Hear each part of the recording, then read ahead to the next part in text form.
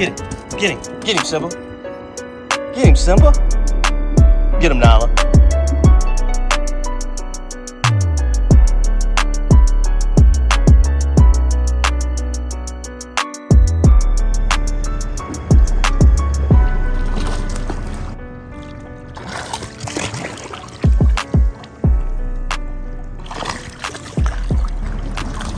Nice, pretty fish. Nice, pretty fish. We're gonna go over the Highway 11 bridge today.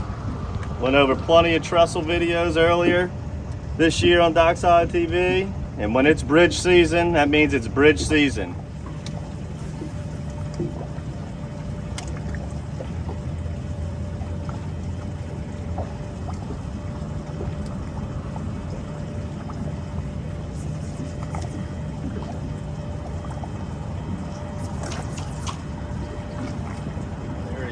Right up on the poles, right where they're supposed to be.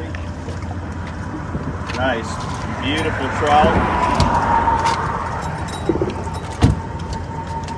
And when these fish get on the bridges here in Pontchartrain, it's obviously not just the trestle. We've been getting reports from the causeway. Make sure to check out one of our oldest DockSide TVs.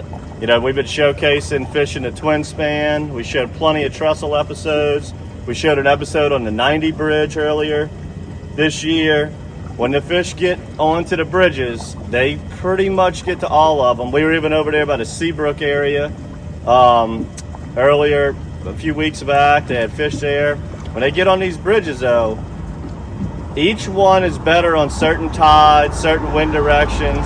Right now, I came out, saw a beautiful falling tide. Highway 11 is one of my favorite places to fish on a falling tide.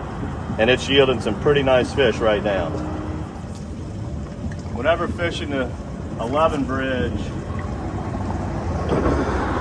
most of the time the fish are gonna be under the bridge. And we got them dialed in right now. So the cast that I got them dialed in on and I'm doing well on is once the boat passes the pilings, I'm slipping it right down the poles on the right-hand side. And I'm working it back with that falling tide. And I'm trying to, see how my rod tips this way? I'm trying to keep that lure close to those bridge pilings as long as I can. And what they do on Highway 11 and the twin span and the causeway, they don't really do this as much on the trestle. The trestle's a little different, but on the other bridges, they're getting in between those holes that separate the two bridge pilings. And they're using that as current breaks, and they're setting right in there. And they're trying to be as lazy as they can. And this is a bridge that has the potential for those wall-hanging fish.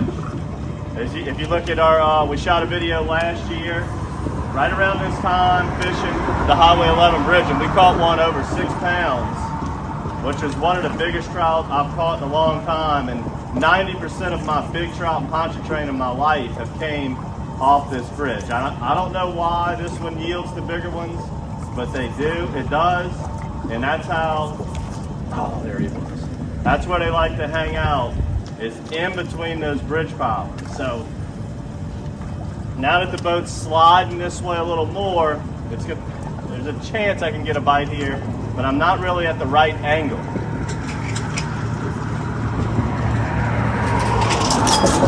But the angle is so important, and I'll show you what I mean. So now that the boat's sliding past it, my lure's actually getting pulled away from it as I had to, I missed one, I threw back in there. It wasn't the right timing. The timing of the cast is very important. So right now, here we go, approaching the next set. I can throw it right down the pipe. I could even put the boat in reverse. And the whole point of all of this very particular stuff is so I can bring that lure right down Broadway. I want to try to keep it 2 inches from each piling, 1, 2, 3, 4, all the way back to the boat.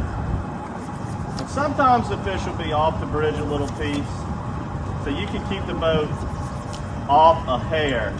But you don't ever want the boat so far back that you can't throw it all the way through and all the way under the bridge. what I'm seeing out here, which is a good thing, is a lot of mullets up high on the pilings. So I know they're down low. Obviously, the trout love eating mullets. And when mullets are hanging out on the bridge, when the mullets are on the bridge, that's a good thing. And I'm seeing some pogies getting washed through with this falling tide also. So once you figure out that pattern, you want to fish as fast as you can, moving the trolling motor at a good clip, get to your spot where you want to cast, and then I shut it down, get that cast in there right where you want. Sometimes the fish could be on the left side of the pole, sometimes the right. Today I'm finding them on this side.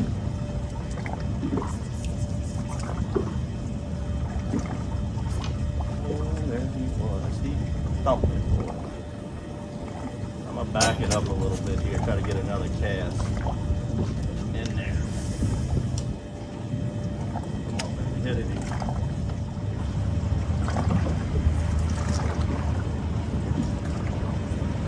There we go. Couldn't get the fish on that last pole, so I just ended up moving over. But the very next pole had one.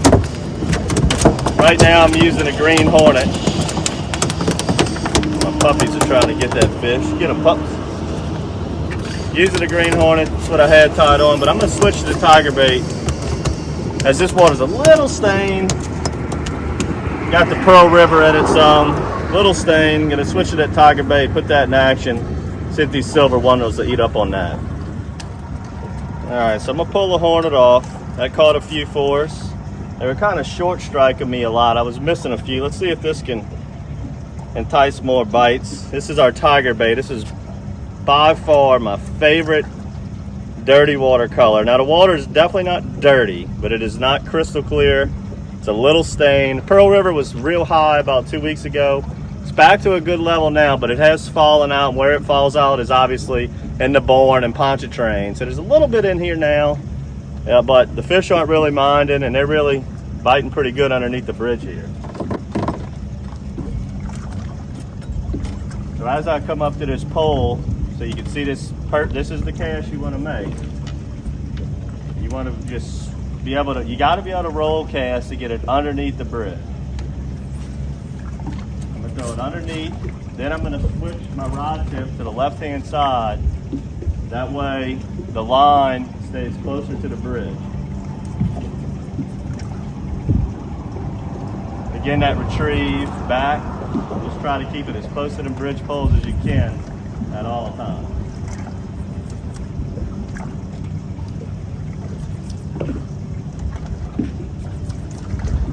What I'm noticing today is that I might go 5 or 10 poles without a bite. When I do get a bite, I'm getting multiple bites on one set of poles, and then the next 1 or 2 will also have fish. So they're kind of grouping up in little sections of 3 or 4 pilings.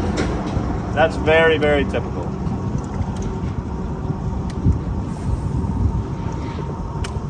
The other great thing about Highway 11 is I can't tell you how many days I've been out here and the trestle's just loaded with boats. And they're catching some fish, but it's just boats and boats and boats. And all you got to do is just slide 100 feet over and you got the whole bridge to yourself. And I'd rather catch a third of the fish by myself than be in a mix with a lot of boats. Especially those boats over there on the bridge. They're most of the time going to have live bait as we get later in the season like we are now. And it can be very difficult catching trout with plastic next to a boat that has live bait. I just had a break off. And if you fish at a trestle and you get snagged, it's worth trying to get it off. But 9 out of 10 times on Highway 11, when I get snagged, it doesn't get off. I don't know if there's crab traps hung up under there or what. Very rarely do I get it off. But I had a 1/2 ounce on, and I was getting a lot of pickups from a fish and drops. I'm missing some fish here, so I'm going to switch it to the 3/8. It's a little bit lighter of a hook, and sometimes that'll allow them fish, especially if they're not that big, to be able to, it's not so much weight on their mouth and they'll hold on to it a little longer. Let's see if it helps up the hookup ratio.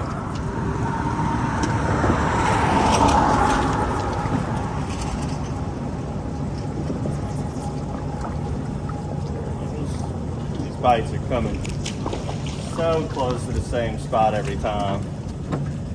So close. It's about when I get around the second or third pole and the boat started to drift past the bridge, or past the set of pilings, and it starts just pulling away. Oh, that's when they're grabbing it. I'm feeling grunting, little male trout. Let that one go.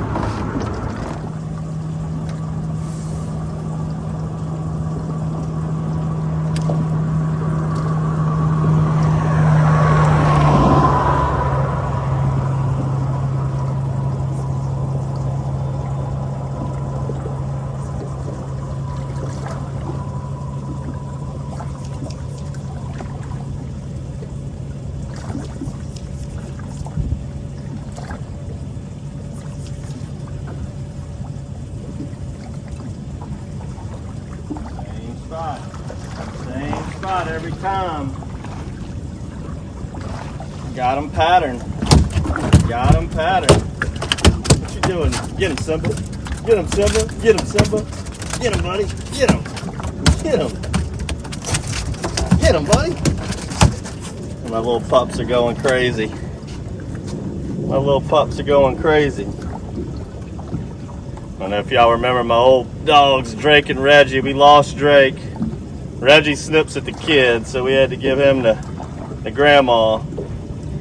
Got two new little rascals. It's funny, when I first got them, they got seasick immediately on the boat. So today I came out here just to kind of work with them a little bit as it's calm. Had no intention of shooting at DockSide TV. Come take a peek at Highway 11 because the tide was falling nice, and voila. Beautiful fish here.